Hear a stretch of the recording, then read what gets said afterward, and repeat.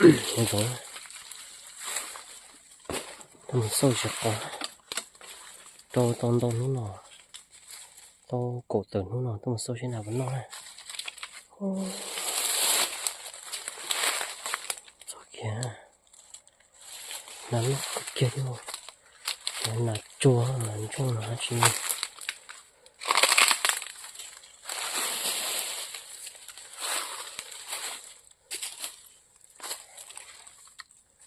Nó đủ lâu thế này. Nó cực kia gì vậy? Nó chỉ hiểu. Chúng nó chết cực kia. Thế nào? Nó léo. Nó lên chết rồi. Bây giờ chơi rõ gì? Nhớ nó sai. Nó cứ theo. Nó chơi rõ đó. Chơi rõ đó có từ đó. Nó.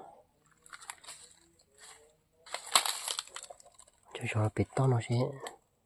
Một số chuyện gì nhớ bỏ lại khỏi bên nó này. Nhớ lấy gì nhớ ra bên nó. Nhớ bị khỏi bị to nó sẽ. Chị sẽ bụng mình nào nữa. Mình nào nó một thay này sẽ này.